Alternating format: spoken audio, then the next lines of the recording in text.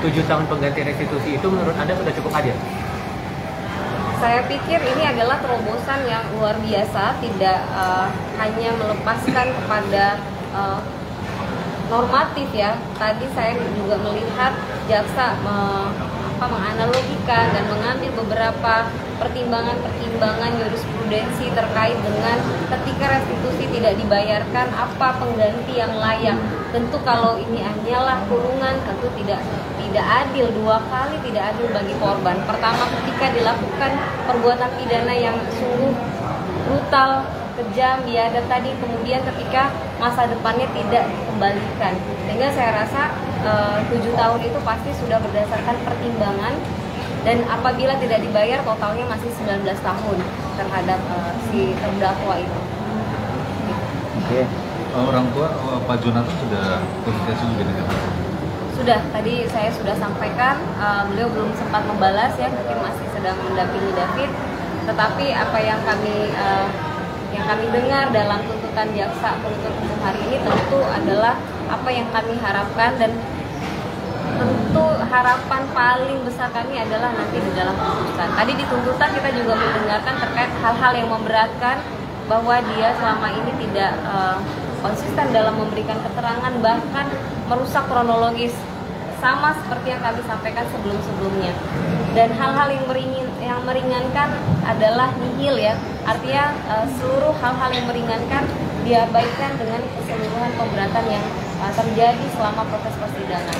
Kami berharap tuntutan hari ini akan menjadi langkah juga yang diambil oleh pengadilan, majelis hakim dalam menentukan dan memberikan vonis hukum, putusan yang berkeadilan bagi korban, memberikan kepastian hukum bahwa keadilan itu memang buat seluruhnya, kesejahteraan, keadilan, semuanya adalah untuk kepentingan korban. Dalam hal ini sama seperti yang disampaikan oleh jaksa, kami berharap hakim juga memberikan putusan yang progresif seperti itu. Tapi ada kekhawatiran tidak Mbak, karena kan aturan pengganti restitusi ini kan belum ada, tadi juga dijelaskan dalam analisis juridis dari jaksa. Kalau kemudian pengganti restitusi 7 tahun itu tidak dikabulkan oleh majelis hakim, gimana harapannya sebenarnya?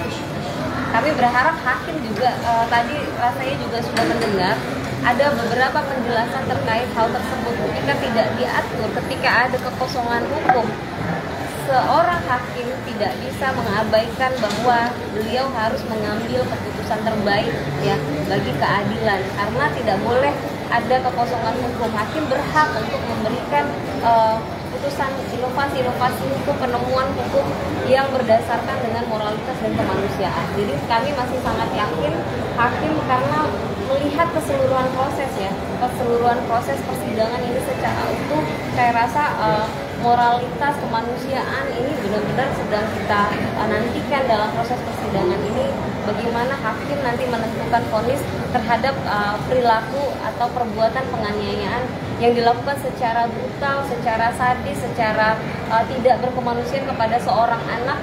Dan sampai saat ini tidak ada bentuk penyesalan yang kami dapatkan dari pelaku ini, baik secara di dalam proses persidangan, perbuatan, sikap, ataupun hal-hal lainnya.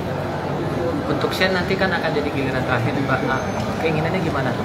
Untuk pidana maksimalnya juga sama 12 tahun? Ya, kami serahkan kepada jaksa penuntut umum dan nanti majelis hakim, karena memang peranan daripada Shane Lucas ini kan juga bukan peranan yang kecil, artinya keseluruhan proses ini adalah bagian dari keikutsertaan, sehingga pasal yang bisa, sanksi yang bisa diberikan kepada Shane Lucas ini tentu sama dengan pelaku utama, tetapi pasti saya rasa akan ada pertimbangan-pertimbangan baik dari jaksa penuntut umum maupun hakim, karena tadi jaksa penuntut umum sudah juga memberikan beberapa narasi-narasi terkait dengan keikutsertaan Shane. Mungkin ada yang mau tambah sedikit saja. Intinya hari ini kami dari tim kuasa hukum korban berterima kasih dan mengapresiasi langkah berani dari kejaksaan untuk berani menerobos hal-hal yang sifatnya legalistik. Artinya jaksa penuntut umum hari ini sudah membuktikan bahwa keadilan itu ada dan akan datang. Keluarga korban, khususnya Bang Jo, sudah sampaikan di dalam surat terbukanya bahwa beberapa hari lagi harapannya korban yang akan berteriak merdeka di hari 17 Agustus bukan pelaku. Dan alhamdulillah hari ini kita sudah mendengar langsung bahwa jaksa penuntut umum sudah memberikan tuntutan yang maksimal dan berpihak. Yang paling penting adalah berpihak pada kepentingan korban. Dan itu di hari 17 nanti David mudah-mudahan bisa dengan lantang berteriak merdeka. Terima kasih Pak. Terima kasih gitu aja ya. Terima kasih sudah menonton video ini. Jangan lupa subscribe dan aktifkan lonceng notifikasi supaya kamu nggak ketinggalan video terbaru dari Grid.